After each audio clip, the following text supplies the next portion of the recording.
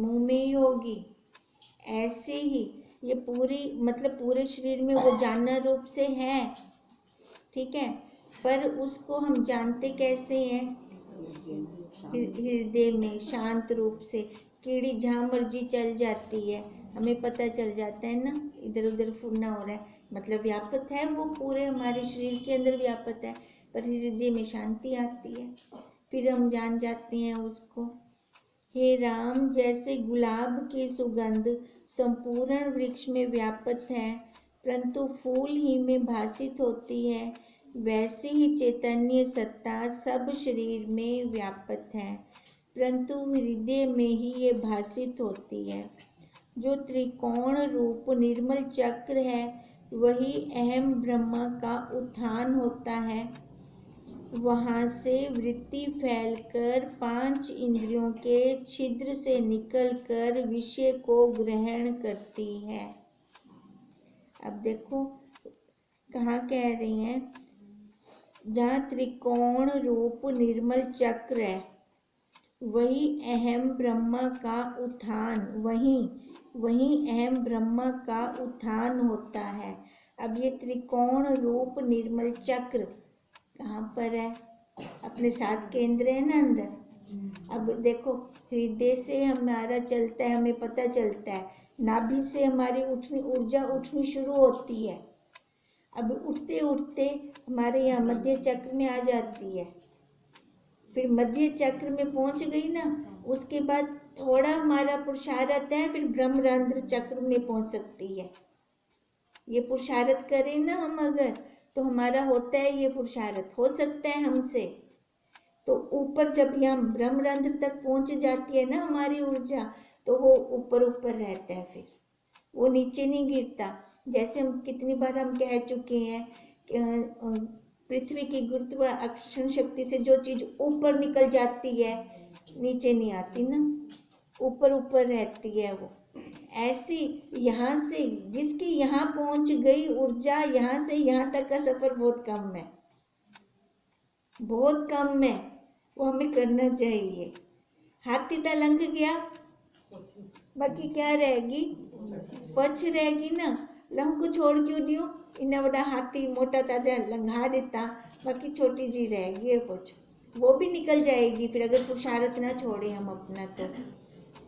अब वही कहती हैं, त्रिकोण रूप निर्मल चक्र है वही अहम ब्रह्म का उत्थान, वहाँ से उत्थान होता है, वहाँ से वृत्ति फैलकर 5 इंद्रियों के छिद्र से निकलकर, पांचों के अपने विषय हैं, फिर वहाँ से फैलकर विषयों को ग्रहण करती है। और जब जीव उन इंद्रियों के इष्ट अनिष्ट की प्राप्ति में राग द्वेष मानता है तो इससे हे राम इतना कष्ट पाता है, क्योंकि प्रमाद कर गया, वो प्रमाद कर गया। विषय बुरे नहीं है पर उनकी अति बुरी होती है। जब बोध होता है तब संसार का भ्रम मिट जाता है। बोध होना, विचार होना बहुत जरूरी है, और उसके लिए संतों का संग और सत्य शास्त्र का होना बहुत जरूरी है। हे राम, वासना रूप जो संसार है उसका बीज अहम भाव है और वह प्रत्यक्ष संसार में दिखता है। उसको कहाँ देखें? कहाँ दिखे? सामने दिखता है संसार में। संसार विच भी आप एक उंगली निर्देशित करते, आख नहीं सकते भी ए संसार है, वो भी नहीं कह सकते। संसार अंदर है, किसी से राग हो रहा है तो किसी से द्वेष हो रहा है, यही संसार है, नहीं तो सारे हैं तो वही। फिर राग और द्वेष क्यों होना, किस लिए होना? कहते हैं ये अपने प्रमाद के कारण होता है। जब इसकी चिंतना ना हो और स्वरूप में अहम प्रत्यय हो तब संसार का भ्रम मिट जावे। देखो इसका भी अनुभव है हमें। जब हमारी वृत्ति बहुत अंतर्मुख होती है, बाहर नहीं जाती हमारी वृत्ति, ठीक है, तो फिर हमें कैसे अंदर से शांति, वो ठंडक मिल रही होती है। अहम भाव के शांत होने पर ज्ञानवान यंत्र की पुतली के समान चेष्टा करता है। देखो यहाँ तक पुरुषार्थ है अपना। पुरुषार्थ करने के बाद ये तो नहीं है कि वो बैठ जाएगा एक जगह पे बुत बन के। जो शरीर की प्रारब्ध है, जैसे उसका निर्वाह लिखा है उसने वैसे करना है, तो उसके लिए वो कर्म करता हुआ भी कैसे रहेगा? शांत रहेगा। कर्म ज्ञान इंद्रियां और कर्म इंद्रियां कर रही हैं, और मन हमारा, जैसे हमने कल उदाहरण लिया था, वो मटका रख के जा रही है पर ध्यान रहता है ना उसका, और काम भी कर रही है, रास्ते में बोलती भी जाती है पर ध्यान भी है। तो ऐसे ही कर्म हम सारा करें, कर्म इंद्रियों ज्ञान इंद्रियों से, पर ध्यान हमारी वृत्ति वहाँ हो, अपने स्वरूप में हो। अहम भाव के शांत होने पर ज्ञानवान यंत्र की पुतली के समान चेष्टा करता है। हे राम, जो पदार्थ सत्य है उसका कभी अभाव नहीं होता, और जो असत्य है वह सत्य नहीं होता। जैसे ध्रुव को कहा था विष्णु भगवान जी ने, तो किसके लिए इतना अटल पुरुषार्थ कर रहा है? कौन सी तेरे को अटल पदवी चाहिए? अटल पदवी जो तेरे पास है उसके लिए तेरे को जप तप की जरूरत ही नहीं है, और जो तू पाना चाह रहा है वो तो जितने मर्जी जप तप कर ले, वो अटल पदवी तेरे को प्राप्त ही नहीं हो सकती। अब यही कह रहे हैं कि जो सत्य है उसका कभी अभाव नहीं होता, और जो असत्य है वह कभी सत्य हो ही नहीं सकता। यदि होने की भावना कीजिए तो भी नहीं होता। कहते यदि होने की भावना कीजिए तो भी नहीं होगा। हम कहें कि इंडिया की राजधानी दिल्ली से अमेरिका बन जाए, उसके लिए मैं पाठमाला करना शुरू कर दूं, हो जाएगा? कभी हो ही नहीं सकता। जैसे अग्नि को जानकर स्पर्श कीजिए तो भी वो जलाती है, और बिना जाने स्पर्श करिए तो भी वो जलाती है। भाव है ना उसके प्रति, क्योंकि सत्य है। और जैसे जल की भावना से मृग मरुस्थल में दौड़ता है परंतु जल नहीं पाता, क्योंकि वह असत्य है, वैसे ही हे राम, अहंकार जो फुरता है वह असत्य है, खाली भ्रम से सिद्ध हुआ है। हमारा कल्पना है, हमने कल्पना में बहुत कुछ मान रखा है। कल्पना में मानना है तो वो कोई सच है क्या? कल्पना और बिना शेख चिली दे गालियाँ ना किते करो, होता है ना भी, उसमें कुछ है ही नहीं। गिरेंगे, जिस शाखा पे बैठे हैं उसी को काट रहे हैं, फिर वहाँ से बचाव है हमारा, सीधा नीचे धड़ाम होंगे, और हो भी रही हैं। अब धड़ाम होने का मतलब क्या है? जन्म पा रही हैं, किसी न किसी गर्भ में से निकल रही हैं, और गर्भ की पीड़ा कितनी, माँ को भी बच्चे को भी, दोनों को। अब वही कह रहे हैं, और जो रहने का स्थान है वो गंदगी से भरा पड़ा है। साफ है क्या वो स्थान? फिर देखो, अब कहते कब तक वहाँ घूमते रहेंगे उसी जगह पर। हे राम, अहंकार जो फुरता है वह असत्य है, भ्रम से सिद्ध है, और विचार से नष्ट हो जाएगा। अगर सत्य होता तो नष्ट ना होता, पर ये नष्ट हो जाता है। हे राम, यह अहंकार रूपी कलंक उठा है। यदि निरअहकार होकर देखें तो मुक्त रूप है। बंधन कहाँ है? सारे, हे भगवान, सारे दुख तुम्हें कोई देवने नहीं। भगवान ने कब दिए? भगवान ने कब दिए? ये दुख मैंने खुद माने हैं अपने मन से, मैं खुद बंधन में हूँ। उसने मेरे को कोई दुख दिया ही नहीं, ना मेरे को कोई दुखी कर सकता है। अगर मैं किसी को दुखी करने की परमिशन दे रही हूँ ना, तो वो मेरे को कर रहा है दुखी, नहीं तो उसकी क्या औकात कि मेरे को दुखी करे है। तो देखो हम कहाँ कहाँ विराजमान होते हैं, कहाँ हमारी स्थिति है, और हम पहुँच कहाँ गए, एक हल्की आत्मा बनकर रह गए, नहीं तो हम हैं वही परमात्मा। अपना मोल नहीं डालते हम, अपना मोल डालें तो पता चले हमें। देखो जहाँ गंदगी होगी ना उतनी बेबी सट वैसे गंद। आप क्यों गंदगी वाला स्थान पढ़ो? गंदगी वाला स्थान कौन सा होता है? शरीर वाला है ना, जहाँ पे राग द्वेष हो जाता है, वो गंदगी वाला स्थान है वो।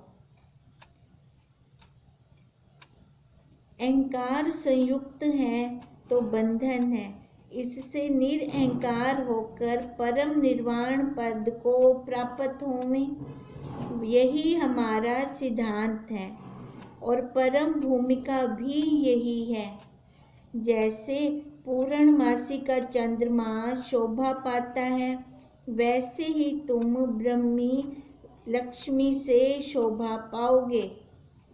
अब ब्रह्मी लक्ष्मी बताओ, अब ब्रह्मी लक्ष्मी, अब ब्रह्मी हमारा धन क्या है? ये ब्रह्म, यही हमारा धन है, यही लक्ष्मी है, यही श्री है।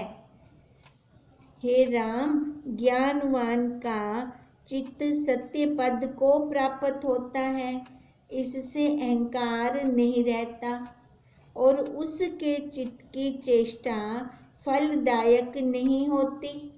जैसे भुना हुआ बीज दोबारा उगने की क्षमता नहीं रखता, ताकत नहीं रहता है ना, ताकत नहीं रहता। जैसे भुना बीज नहीं उगता, वैसे ही उसका जन्म फिर नहीं होता और अज्ञानी का चित्त जन्म मरण का कारण होता है। जैसे कच्चा बीज उगता है, वैसे ही अज्ञानी की चेष्टा जन्म का कारण है, क्योंकि वो जो भी चेष्टा कर रहा है ना, जो भी कर्म कर रहा है ना, वो शरीर से मिलके कर रहा है, मेरा तेरा होके कर रहा है। हे राम, जितने पदार्थ हैं उन सब में निराश हो रहो। अब पदार्थ, पदार्थ मतलब तत्व, तत्व मतलब खैर, खैर मतलब जो इन आँखों से दिखेगा, जो भी हम देखेंगे ना वो कभी सत्य हो ही नहीं सकता। जो सत्य है ना वो निराकार है, वो कभी दिखता ही नहीं, उसकी अनुभूति होती है बस, वो मन की आँखों से उसका हम अनुभव कर सकते हैं।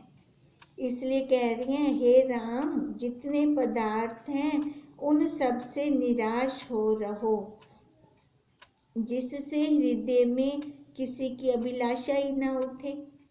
बुद्धि ये दृढ़ कर ले कि ये सारे विष हैं, ये सारे विष हैं। अब विष उनको लेंगे तो अब देखो, विष जिस बोतल में रहती है ना उसको खराब नहीं करती, पर ये विष जिस अंतःकरण में रहते हैं उसको खराब कर देते हैं। मतलब विष तो भी ज़्यादा खतरनाक है नीला, है ना, उससे भी ज़्यादा खतरनाक है ये। अब इसलिए कह रही हैं कि जिसके हृदय में किसी प्रकार की अभिलाषा है वो बंधन में है, और अगर अभिलाषा ना उठे और ना किसी का सद्भाव उठे, पाषाण की तरह तुम्हारा हृदय हो रहे, तो तुम मुक्त हो। अब मुक्त क्या और बंधन क्या? हम खुद ही मुक्त बन सकते हैं अपने विचारों से, हम खुद ही बंधन में हैं अपने विचारों से। हे राम, जिसका हृदय कोमल स्नेह युक्त है वह अज्ञानी है, जिसका हृदय पाषाण समान स्नेह से रहित है वह ज्ञानी है। देखो उल्टा बोल रहे हैं, क्या कह रहे हैं? जिसका हृदय पाषाण समान स्नेह से हे राम, जिसका हृदय कोमल स्नेह युक्त है वो अज्ञानी है। क्यों कह रहे हैं ऐसे? मीठ के बना हुआ है ना, स्नेह युक्त है, स्नेह के साथ बना हुआ है ना। हाँ, गिर कैसे जाएगा मीठ क्या है, वो, गिर जाएगा। गिर जाएगा वो। देखो कह रहे हैं जिसका हृदय कोमल है और स्नेह युक्त है वो कभी उठ ही नहीं सकता, भावों में फंस जाएगा वो, भावों से बाहर निकलेगा ही नहीं। जबकि हमें क्या बनना है? भावों को देखने वाला बनना है। कहते हैं वो अज्ञानी है। और जिसका हृदय पाषाण समान स्नेह से रहित है वह ज्ञानी है। मतलब वो कहीं रुकेगा नहीं, नहीं तो भावों में बहुत जल्दी फंस जाते हैं, भावुक बन जाते हैं। अज्ञानी है वो, भावुक नहीं बनना चाहिए। विचार से चलो, विचार से सारे कर्म करो। अब इसलिए कहा जो पाषाण समान स्नेह से रहित है वह ज्ञानी है। इससे निर्मम और निरअहंकार होकर स्थित रहो। ये भोग मिथ्या है, इनकी इच्छा में सुख नहीं। जैसे कोकीन की गोली होती है ना, ऊपर से मीठी अंदर से कड़वी, ये ऐसे ही हैं भोग सारे। ऊपर से तो लगेंगे मीठे, 2-4 दिन का इनका सुख लगेगा, बाद में दुख है उनका। हे राम, जब संसार से उपरत और अंतर्मुख आत्मपरायण होंगे तब अहंकार निवृत्त हो जाएगा और आत्मा ही भासित होगी। जैसे बसंत ऋतु आती है तो वृक्ष प्रफुल्लित होते हैं और पुरातन पत्ते गिरकर फिर नूतन पत्ते निकलते हैं, वैसे ही जब तुम अंतर्मुख होवोगे तब ये अहंकार रूपी पत्ते गिर जाएंगे, झड़ जाएंगे। मतलब बसंत आ गई और विभुता को प्राप्त होवोगे। अहम प्रत्यय जाता रहेगा। जब पुराने पत्ते ही गिर गए तो नए आ गए ना, तो नए कैसे आएंगे? अपने स्वरूप वाले। और परम निर्वाण पद को पाओगे। इससे संवेदन अहंकार का त्याग करो और कोई यत्न ना करो। पुरुषार्थ क्या रस देते हैं? अहंकार का त्याग। बस यही करने में, और कुछ भी नहीं करना, खाली अहंकार का त्याग। ये शरीर जो चढ़ा पड़ा है ना, खाली ये देखना है, इसके ऊपर दृष्टि रखनी है। कहते हैं और कोई यत्न ना करो, तुमको यही हमारा उपदेश है, तुमको यही हमारा उपदेश है। देखो ये राम जी को कह रहे हैं ना। अब राम जी का पीछे सारा कुछ हुआ पड़ा है, अब विचार की क्लास में है, और हम भी अब विचार की क्लास में है। अब कोई पीछे वाला है नहीं हमारा शेष। अब वहाँ से हटकर तभी हम यहाँ बैठे हैं, टिके हुए हैं, तभी हमें यहाँ रस आता है। अब इसलिए हमारी तुलना किससे हो गई? राम जी से। इति श्री योग विशिष्ट निर्वाण प्रकरण सुख उपभोग उपदेश नाम 143 सर्गा समाप्त। वशिष्ठ जी बोले, हे राम, यह जो वासना रूपी संसार है उससे तुम मकड़ी ऋषि के सादृश तर जाओ। मंकी ऋषि के सादृश तर जाओ। राम जी ने पूछा, हे भगवान, मंकी ऋषि किस प्रकार तरे, सो कृपा करके कहिए। वशिष्ठ जी बोले, हे राम, मंकी ऋषि का वृत्तांत सुनो। उसने महाउग्र तप किया था। एक समय में आकाश में अपने घर में था। तुम्हारे पिता महाराजा अज ने मेरा आह्वान किया।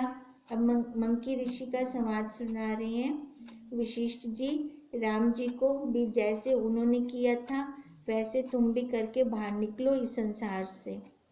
अब क्या कह रही हैं कि एक बार उन्होंने तप किया, उग्र तप किया, और उस समय आकाश में उन्होंने अपना एक घर बनाया, आकाश में घर बनाया। और तुम्हारे पितामह राजा अज ने मेरा आह्वान किया, तब मैं राजा अज के निमित्त आकाश से उतरा तो मार्ग में एक वन देखा जिसमें अनेक वन के समूह थे और भयानक और शून्य थे। वहाँ ना कोई मनुष्य देख पड़ता था और ना कोई पशु, केवल महाशून्य वन था, मानो एकांत ब्रह्म स्थान हो और कोई योजन तक मरुस्थल ही दिख पड़ता था। मध्य का समय था, अति तीक्ष्ण धूप पड़ती थी, जांघों तक तपी हुई रेत में मैंने प्रवेश किया और कई वृक्ष जले हुए वहाँ दिख पड़े। हे राम, उस शून्य स्थल में एक अति दुखित विदेशी आत्मा मुझको दिख पड़ा। उसने यह वाक्य मुख से निकला कि हाय हाय, उसके मुख से उन्होंने सुना जहाँ कुछ भी नहीं था, मैंने महा कष्ट पाया है। जैसे किसी को दुष्ट जन दुख देते हैं और दया नहीं करते, वैसे ही मुझको धूप और यात्रा ने जलाया है और मैं अति दुख को प्राप्त हुआ हूँ। हे राम, ऐसे वचन कहता हुआ वह मेरे साथ चला जाता था। जब कुछ आगे गया तो एक धीवरों का गांव दिख पड़ा जहाँ 5 अथवा 7 घर थे। उसको देखकर वह शीघ्र चलने लगा। उसको हो गया ना, अब यहाँ से कुछ मेरे को मिल जाएगा कि वहाँ मुझको शांति होगी और मैं जलपान करके छाया के नीचे बैठूंगा। हे राम, उसको देखकर मुझे दया आई तो मैंने कहा कि हे मार्ग के मीत, तू कहाँ जाता है? जिनको सुखदायी जानकर तू दौड़ता है वे दुखदायक हैं। जैसे मरुस्थल को नदी जानकर मृग जलपान के निमित्त दौड़ता है कि शांति पाऊं और अति दुख पाता है। अब दौड़ने में भी तो उसकी एनर्जी गई ना, और जिस भाव से दौड़ रहा है वो वहाँ पे उसको प्राप्त ही नहीं होता और भी दुखी हो जाता है। वैसे ही जिस स्थान को तू सुख रूप जानता है वह दुख रूप है। हे अंग, ये जो इस गांव के वासी हैं उनका संग कदापि ना करना। इनका संग दुख रूप है। जो पुरुष विचार पूर्वक चेष्टा करता है उसको दुख नहीं होता, और जो बिना विचारे काम करता है वो दुख पाता है। ये नगरवासी आप जलते हैं तो तुझको कैसे सुख देंगे? अभी ये वशिष्ठ जी राम जी को बता रहे हैं जो रास्ते में उनको मिला था। जैसे कोई पुरुष अग्नि कुंड में जलता हो और उससे कहिए कि तू मेरी तपन शांत कर, तो कहने वाला मूढ़ होगा, क्योंकि वह तो आप ही जलता है और कि तपन वो कैसे शांत करेगा। वैसे ही वे तो आप इंद्रियों के विषयों की तृष्णा रूपी अग्नि में जलते हैं, तुझको कैसे शांत करेंगे। हे मार्ग के मीत, पृथ्वी के छिद्र में सर्प होना, मरुस्थल का मृग होना और पाषाण की शिला में कीट होकर रहना अंगीकार कीजिए, परंतु अज्ञानी का संग ना कीजिए। अब देखिए संग की कितनी बलिहारी बता रही हैं। जिनको इंद्रियों के सुख की तृष्णा रहती है, इंद्रियों के सुख अपात रमणीय हैं, अर्थात जब तक इंद्रियों का विषय के साथ संयोग है तब तक सुख है, और जब वियोग होता है तब दुख होता है। पर वो लालसा तो बनी रहती है ना उसकी, क्योंकि ज्ञान से हमने उनको विषयों को काटा ही नहीं, विचार से काटा ही नहीं। अगर हट से काटनी है तो तंग करते हैं हमें बाद में, तब दुख होता है। विषयी जनों की प्रीति भी विषय तुल्य ही है। समझ लो कि विष ले रहे हैं हम उनका संग करके। वह विचारवती बुद्धि रूपी कमलनी का नाश करने वाली बर्फ है। इनकी संगति में वचन रूपी पवन से राख उड़ती है और पास बैठने वाले को अंधकार में डालती है। इससे इन ग्रामवासी अज्ञानियों का संग न करना। ये अज्ञानी विचारवती बुद्धि रूपी सूर्य को ढकने वाले बादल हैं। अज्ञानियों की बात कह रही हैं। जैसे बेली पर अग्नि डालिए तो जलाती है, वैसे ही इनकी संगति वैराग्य को ग्रहण करने वाली बुद्धि का नाश करने वाली है। जो थोड़ा बहुत वैराग्य भी होगा ना, वो भी जाता रहेगा। इससे इनका संग ना करना। हे साधो, संग उसका कर जिसके संग से तेरा ताप मिटे। इनके संग से शांति ना पावेगा। अब देखो ये किसकी वार्तालाप सुनाई है?